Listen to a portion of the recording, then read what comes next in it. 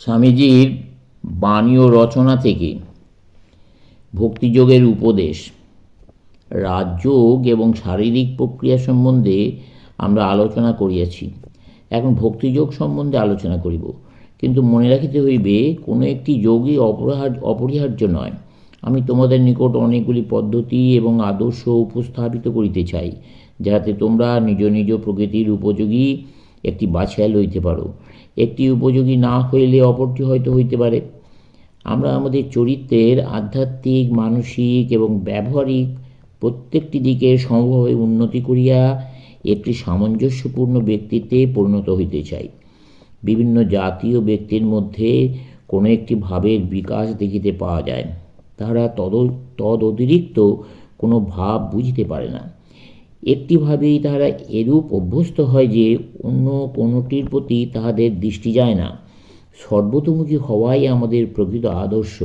বস্তুত জাগতিক দুঃখের কারণ আমরা এতদূর একদেশদর্শী যে পরস্পরের প্রতি সহানুভূতি প্রদর্শন করিতে পারি না। মনে করো, কোনো ব্যক্তি ভূগর্ভস্থ খনি হইতে সূর্যকে নিরীক্ষণ করিল। সে সূর্যকে একভাবে দেখিবে। এক ব্যক্তি ভূপৃষ্ঠ হইতে দেখিল একজন কুয়াশার ভেতর দিয়া এবং একজন পর্বতের উপর হইতে নিরীক্ষণ করিল। প্রত্যেকের নিকট সূর্যের বিভিন্ন রূপ প্রতিভাত হইবে। নানা রূপে প্রতীয়মান হইলেও প্রকৃতপক্ষে সূর্য একই। দৃষ্টি বিভিন্ন হইলেও বস্তু এক, এবং তা হইল সূর্য। প্রত্যেক মানুষের স্বভাব অনুযায়ী একটি বিশেষ প্রবণতা থাকে।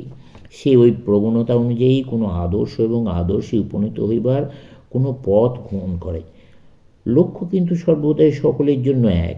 রোমান ক্যাথলিকরা গভীর ও আধ্যাত্মিক, কিন্তু উদারতা হারাইয়াছে। ইউনিটেরিয়ানরা উদার, কিন্তু তাহাদের আধ্যাত্মিকতা নাই। তাহারা ধর্মের উপর পুরোপুরি গুরুত্ব দেন না। আমরা চাই রোমান ক্যাথলিকদের মতন গভীরতা এবং ইউনিটেরিয়ানদের উদারতা।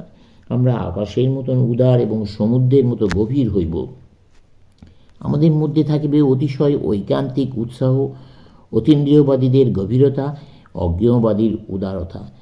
আত্মাভিমানী ব্যক্তির নিকট পরধর্ম সহিষ্ণুতা শব্দটি এক অপ্রীতিকর মনোভাবের সহিত যুক্ত হইয়া রহিয়াছে। সে নিজেকে উচ্চাসনে বসাইয়া স্বজাতীয়দের করুণার চোখে দেখিয়া থাকে। ও মনের এক ভয়াবহ অবস্থা। আমরা সকলেই একই পথে একই লক্ষ্যের দিকে অগ্রসর হইতেছি, কেবল ভিন্ন ভিন্ন মানসিক প্রবৃত্তি অনুযায়ী বিভিন্ন পন্থা অবলম্বন করিতেছি। আমাদের মধ্যে বহুভাবে সমাবেশ থাকিবে। চরিত্রে আমরা অবশ্যই বিকাশশীল হইব। আমাদের কেবল অপরের মতগুলি সহ্য করিলেই চলিবে না, উহা অপেক্ষা কঠিনতর কার্য করিতে হইবে। আমাদিগকে সহানুভূতিশীল হইতে হইবে। অপরের অবলম্বিত পথে প্রবেশ করিয়া তার আকাঙ্ক্ষা ও ঈশ্বর অন্বেষণের প্রচেষ্টার সহিত সমভাবাপন্ন হইতে হইবে। প্রত্যেক ধর্মেই দুইটি ভাব আছে, ইতিবাচক ও নেতিবাচক। উদাহরণস্বরূপ বলা যাইতে পারে, যখন আপনারা খ্রিস্ট ধর্মের অবতারবাদ, তৃত্ববাদ, যিশুর মাধ্যমে মুক্তিলাভ ইত্যাদি বলেন, তখন আমি আপনাদের সহিত একমত। আমি বলিব, অতি উত্তম, আমিও উহা সত্য বলিয়া জানি। কিন্তু যখনই আপনারা বলিতে থাকিবেন আর কোনো প্রকৃত ধর্ম নাই, ঈশ্বরের আর কোনো প্রকাশ নাই, তখন আমি বলব, থামুন, আমি আপনাদের সঙ্গে একমত নই। প্রত্যেক ধর্মেরই প্রচার করিবার, মানুষকে শিক্ষা দেওয়ার মতো বাণী আছে। কিন্তু যখনই উহা প্রতিবাদ করিতে আরম্ভ করে, অন্যকে উত্তেজিত করিবার চেষ্টা করে, তখনই উহা নেতিবাচক ও ভয়াবহ মনোভাবের অবলম্বন করে এবং কোথা হইতে আরম্ভ করিবে, কোথায় বা শেষ করিবে জানে না। শক্তি মাত্রই আবর্তিত হয়। মনুষ্য নামধারী শক্তি অনন্ত ঈশ্বর হইতে যাত্রা আরম্ভ করিয়াছে এবং তাহার কাছেই ফিরিয়া আসিবে। ঈশ্বর সমীপে প্রত্যাবর্তনের জন্য দুটি পন্থার একটিকে গ্রহণ করিতে হইবে: প্রকৃতির সঙ্গে মন্থর গতিতে ভাসিয়া চলা, অথবা অন্তর্নিহিত শক্তির সাহায্যে গতিপথে থামিয়া যাওয়া।